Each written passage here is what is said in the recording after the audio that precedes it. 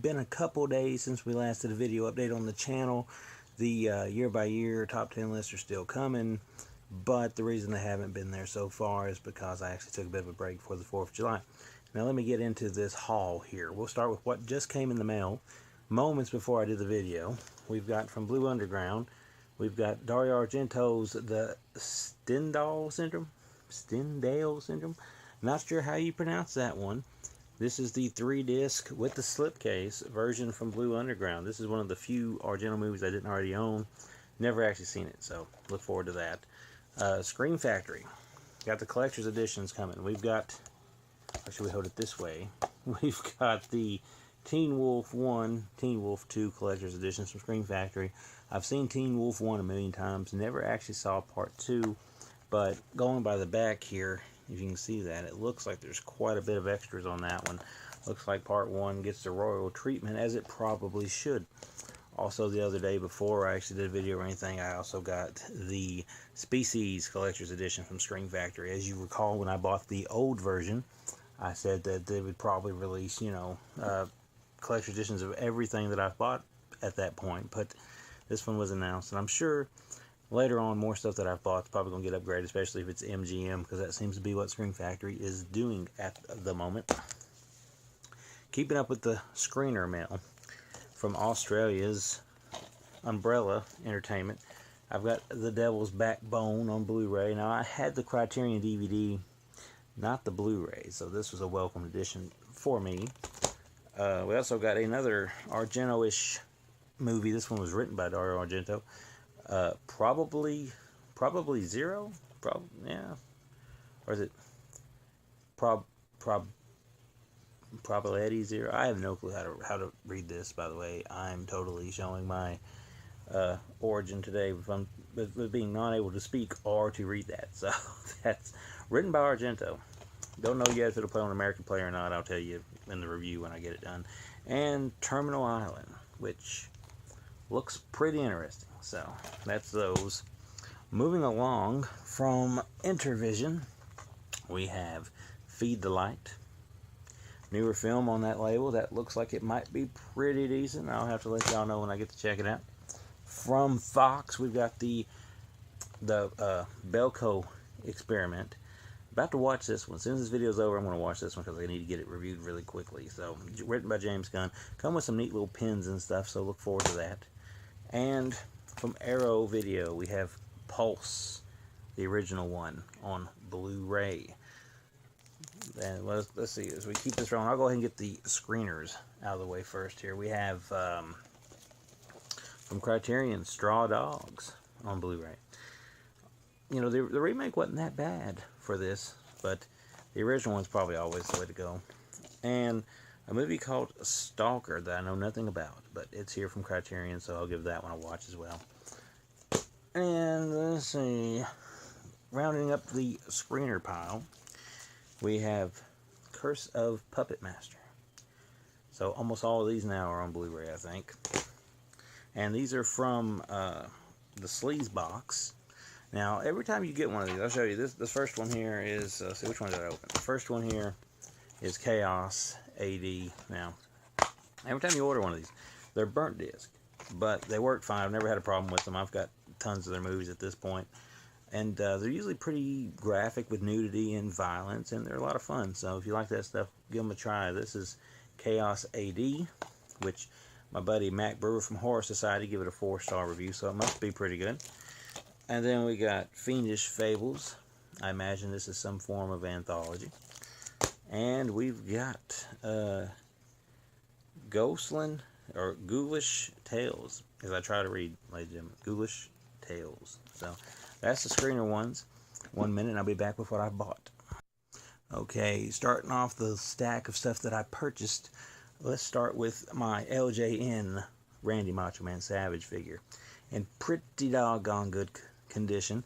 As you guys know, I'm trying to get all of these. It's probably never going to happen, but I'm trying to get as many as I can. And that's a new one that I purchased over the 4th of July weekend.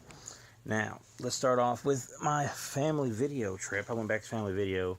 I don't remember if I put these in the last one. If I did, look over it. But it's two like Bigfoot type movies. We got Savage which looks awful, which is good, and Field Freak. So those are like $1.99 each at Family Video. They're probably terrible, but hey, I don't care. Went to Chattanooga. Now this is where the good stuff comes in. So first of all, let me show you what I got at a place called McFry's or something like that. McPhrey. It's like Murphy's. I don't know. Nonetheless, they're cheap. They got DVDs, they got Blu-rays, they got comic books, they got all that cool stuff, action figures. First thing I purchased for $1 is the remake of The Fog. I've heard it's terrible, but for $1, I think I can live with it. Now I get to try the lovely task of trying to peel these stickers off of these. For $1.85, Uwe Boll's Alone in the Dark. Can't beat it for that price. And this one, I don't know nothing about it, but it caught my attention for $1.25. And I thought, why not try it? It's the Eerie Midnight Horror Show. This is an oldies.com title. Never heard of it. I figure it may be worth a gander for that price, so we shall see. The next stack I got come from a place called McKay's. I'm sure a lot of you guys have heard of them. For $1.95, we've got Tobe Hooper's Toolbox Murders. Did not have that one. We're going to watch it. This one here was like $4. This was sealed when I got it. It's open now, but it's was it Black Fawn? Yeah, Black Fawn Air Distributions Silent Retreat with the glare on it. We've got for $2.95 Reeker. I believe this is like a slasher film where the guy kind of stinks, because I seen part of this one time on HBO years ago when I was a kid. It was either HBO or Showtime. Never got to finish it, but for that price, why not? And recommended from my buddy Ryan and BJ. They said, we on the way there, we got to talking about how, you know, I'd never seen Fast Times at Ridgemont High, although I've seen bits and pieces of it on TBS back in the day. But I purchased the Blu-ray of it, Blu-ray DVD combo, for only $3.95. I figured, why not? The only non-horror purchase today, or the other day, for $2.95, got the Hills Run Red. I had bootlegged this a long time ago, never did watch it. And the other day I was like, well, it's there, so let's watch it. So I watched it. So I did what any good bootlegger should do. If you see something you like, go buy it if you like it. So I went and bought it. And it's only $2.95. I know I'm killing the industry. So leave me hate comments in the section below. For $2.95, it's an 8-movie pack. I got it for Butcher Boys, which was terrible, by the way. But it's kind of like the guy who wrote Texas Chainsaw Massacre 4 wrote it. And he said something about it being like the true sequel to it or something like that. I know they changed stuff around to keep from getting sued. So I watched it, and you can kind of get that vibe, but it's also kind of terrible. Also comes with Cargo, Scare or Die, Dark Room, House of Good and Evil, Absentia, which is really good. I actually have that on a solo disc. Dark Tourist, and Crave. So I may get around to one of these days. And this one, a rare Blu-ray purchase for this trip. When I did the top 10 list, I mentioned how I didn't have Spring. Well, I broke down and bought it. I bought the Blu-ray for like $12. Yeah, it was like $12.95, which is maybe kind of steep, especially when they had the DVD there for $4. I know it's a major jump, but I decided why not just try it anyway. The last thing here is probably the most humorous thing, because I bought Battle Royale, this big cool set, on DVD for $23.95, but I thought I was buying the Blu-ray up till I was on the way home. I have Battle Royale on Blu-ray, the solo one. This comes, of course, with 2 cuts, and it comes with part 2, which I did not have on a legit DVD. So yeah, you know, it's cool. You get this whole thing with it, like the whole yearbook type thing, which I don't know. Do they even make this version on Blu-ray? I do not know. I've only seen it on DVD. I figure they made it on Blu-ray, but nonetheless, I have it on DVD. So I guess when you combine this with the solo Blu-ray I have of it, I can't complain, although I was pretty disappointed, because for some reason I thought this was the Blu-ray until I got in the car. But all it would have took was 5 seconds for me to turn around and see the DVD logo on the back. But I blame Anchor Bay, because they didn't put that on the side. So I assumed. And you know what happens when you assume? You make an ass out of you and me. And that's what happened here, is I now own a $23.95 DVD box set for Battle Royale. But it might be a good deal, because my research I've had on it looks like it might be a good deal anyway. So we'll take it. We'll take the set. You know, I'm not above DVD.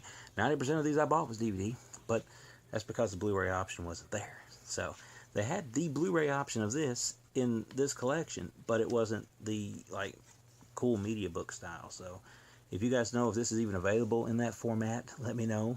I don't know if they made a media book yearbook version of that or not. If they didn't, let me know so I can at least quit feeling like an idiot. And if they did, well, hey, maybe one day I'll go back and get that, and then I'll trade this or something. I don't know. But that's the haul. Like, subscribe, share. Go to zombiesdon'trun.net for written reviews of these. May actually get some video reviews of some of these done, because I know a lot of you guys like those better than you do the written ones these days. So just stick with us, and maybe as soon as tonight, the top 10 for the past 10 years list will return. So